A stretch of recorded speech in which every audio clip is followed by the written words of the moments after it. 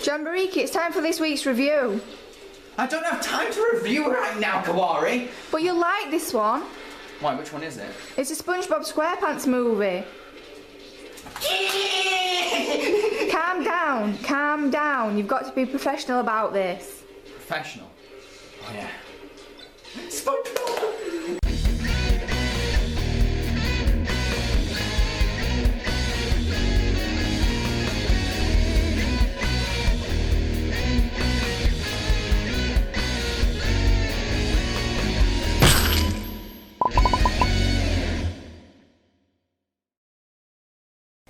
Howdy folks, Jambareeqi here. In this episode we're going to take a look at a feature-length adaptation of a very popular cartoon that I happen to be a big fan of. So put on your snorkels and follow me as we swim into the world of Bikini Bottom. The SpongeBob SquarePants movie is a hand-drawn animated comedy adventure based on the hit TV show SpongeBob SquarePants.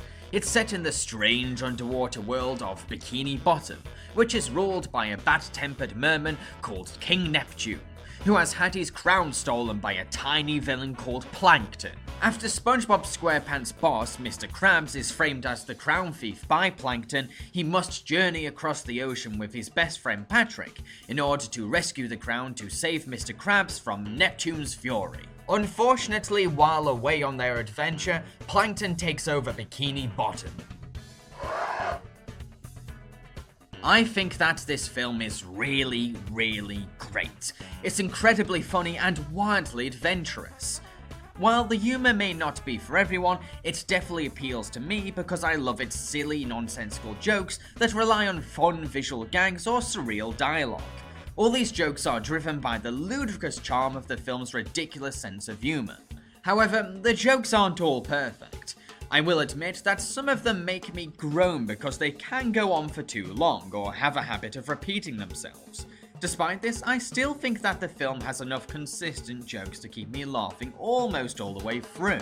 Now, the SpongeBob SquarePants universe is famed for its strange and baffling world. Luckily, this film embraces its bizarre underwater setting by presenting us with odd visuals and quirky ideas. Most notably, a scene where an old lady selling ice cream turns out to be a giant, vicious fish. This weird creative tone is what makes the movie's imagination flourish. This film bends our expectations and tries to be inventive with its depiction of the ocean. The SpongeBob SquarePants movie also has fun with its road movie genre, by giving our characters lots of exciting conflicts and tense confrontations. Threatening monsters from the darkest depths of the ocean, an intimidating hitman hired by Plankton, and other menacing perils hinder our hero's quest for the crown. The character's adventure comes across as dramatic and thrilling because it has so many set pieces to offer. One of my only problems with this movie is that it sometimes has overlong scenes. I mean, a few parts of the film do drag on. This gives the impression that the writers were trying too hard to achieve a traditional feature-length running time. If a scene overstays its welcome for the sake of helping the film reach past the hour mark, then it can get to a point where it becomes too boring or annoying to pay attention to. However, I think that this problem only happens in about 2 or 3 scenes, so it's not too much of an issue. SpongeBob is optimistic, jolly, and highly energetic, but what holds him back is his childlike naivety. SpongeBob is quite ignorant to the reality around him and prefers to approach life in his own unique way. This is what makes him such an appealing character. He lives in his own little bubble where everything is wonderful, exciting, and colourful. You can put SpongeBob in any scenario and he'll always end up doing something fun or wacky. Some people may find him to be a bit irritating because he's so hyperactive and childish, but I really like SpongeBob because he's so fascinatingly odd. Patrick's star is dumb. I mean, really dumb. However, it's his bottom-of-the-barrel intelligence that makes him so entertaining. The absurd nonsense that Patrick spouts out is wonderfully hilarious. Like SpongeBob, Patrick is innocent and childlike, but he's a lot less smarter than SpongeBob. Despite this, SpongeBob adores Patrick, and that's the central charm of this movie, the tender and sweet friendship between SpongeBob and Patrick. Their friendship is very believable because their chemistry is so convincing. They seem like they've been best friends since childhood. Then there's Plankton. He has a traditional villain motive of world domination, but what makes him fun is his relentless determination and strong personality. Despite being the size of a thumb, Plankton will stop at nothing to achieve his goal of taking over the ocean. My point being, it's not his height that's intimidating, it's his unstoppable dedication that makes him an effective threat. What's also great about him is his distinct personality. His melodramatic and flamboyant charisma is what makes him more than just a typical bad guy. King Neptune is a theatrically over-the-top monarch who makes ridiculous decisions on a whim. His asinine royal choices are so senseless that they're hard not to laugh at. I mean, I always giggle when he insists that a pole is executed after he bumps into it. He's a lot of fun to watch. Neptune's daughter Mindy is kind-hearted, gentle, and loving. She may not be as funny or wacky as the characters around her, but she still plays an important part in the movie. She acts as a sensible voice of reason in the middle of all this silly chaos. Mr. Krabs is greedy, cheap, and money-hungry. He may only be featured at the beginning of the film, but he still plays a part in the story. He is the reason why SpongeBob and Patrick are on their quest. It's just a shame that he's barely in the movie because he's so much fun in the original TV show. Squidward is selfish, lazy, and grumpy. I'll be honest and admit that Squidward is pretty much wasted in this movie. The great thing about Squidward's presence in the original TV show is that he's easily provoked by SpongeBob's antics, and this always leads to great comic reactions. In this feature-length outing, Squidward only appears for a quarter of the movie until he becomes Plankton's prisoner. He only gets bugged by SpongeBob once in the whole film. So, unfortunately, Squidward doesn't have that much to contribute to this movie. Thanks to a theatrical production budget, the animation for this movie is far more fluid and impressive than the animation for the TV series. On my latest viewing of this film, I actually noticed how great the animation for this movie really is. It's full of colourful, vivid, and energetic character movement that's laced with traditional cartoon physics. I love the wacky and goofy facial expressions that the characters pull because they're so hilariously over the top. These expressions give so much personality to the animation, and this is because it's clear that the animators had fun with the characters that they were given. In addition, the animation is capable of slowing down and giving us some tender moments. The best compliment I can give to the animation for this film is that it's adaptable. It can attach itself to anything that the script calls for. Even if you're not a SpongeBob fan, it's still worth seeing this movie just for the animation because it's so wonderful.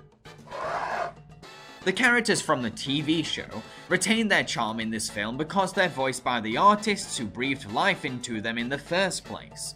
Tom Kenny as SpongeBob, Bill Fagabagi as Patrick, Clancy Brown as Mr. Krabs, Mr. Lawrence as Plankton, Roger Bumpass as Squidward, and Candy Milo makes a cameo as Sandy the Squirrel. These actors are the ones who gave these beloved characters their unique mannerisms and voices. Each actor does an excellent performance that's clear, emotive, and energetic. The great thing about this film is that not only do the show's voice actors reprise their roles, but there are also some fun celebrity cameos too. These cameos include Jeffrey Tambor as King Neptune, Scarlett Johansson as Mindy, Alec Baldwin as Dennis the Hitman, and David Hasselhoff as himself in a live-action role. While Hasselhoff is his usual hammy self, which works surprisingly well because his cameo is played for laughs. And Johansson does an okay job of voicing a mermaid princess. Alec Baldwin and Jeffrey Tambor are the best guest performers in this film. Tambor gives King Neptune a bellowing, grand voice full of convincing majesty, and Baldwin gives Dennis the Hitman a snarling voice that sounds cool but also threatening. Both Tambor and Baldwin sound like they're having lots of fun in their roles. The music score for this movie, which was made by an Austrian documentary composer, manages to pull off some very thrilling and exciting orchestral tracks during action scenes. But I think it really excels in one particular scene.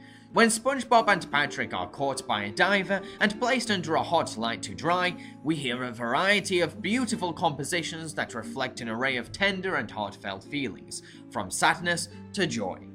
While you may not instinctively pay attention to most of the music score, you are bound to be drawn into the music for this scene because it's so emotionally engaging. There's a few original songs in this movie too, so let's discuss some of them. One song is a number titled "Now That We're Men," which is about SpongeBob and Patrick's newfound pride of feeling like grown men, even though they're really just wearing seaweed mustaches. It's a gallant song with a wonderful marching rhythm that's spiced with a funny body-slapping solo. A running song in the movie is "I'm a Goofy Goober," an intentionally obnoxious tune that SpongeBob and Patrick often sing in joy. It's very juvenile and mildly annoying, but you'll forgive it for being so irritating once you hear its rock version in the finale. This heavy metal twist on the Goofy Goober track is freaking awesome. It's basically Twisted Sister's "I Wanna Rock" with alternative lyrics. And oh man, are these lyrics brilliant or what? Goofy Goober Rock celebrates the freedom of embracing one's identity while displaying hilarious colourful images on screen. It's a song that reflects SpongeBob's newfound acceptance of who he really is. The lyrics will definitely resonate with anyone who feels proud to be who they are. To conclude, I think that the SpongeBob SquarePants movie is adventurous, very imaginative, and incredibly hilarious. Sure, a few of the characters from the TV show do go to waste, and a couple of the scenes and jokes do drag on, but it's still worth watching because it's so much fun. I'm going to give it 4 sponge stars out of 5. Now, if some of you are still wondering whether this film is your plate of fish, then consider this.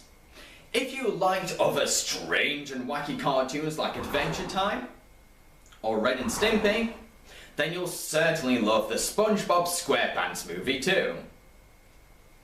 I've been Jambareeqi. I hope you've enjoyed my review. Feel free to subscribe to my channel to check out similar videos. Next week, we'll be looking at Strange Frame, a lesbian romance set in the future. Cheerio, folks! I'm a goofy goober!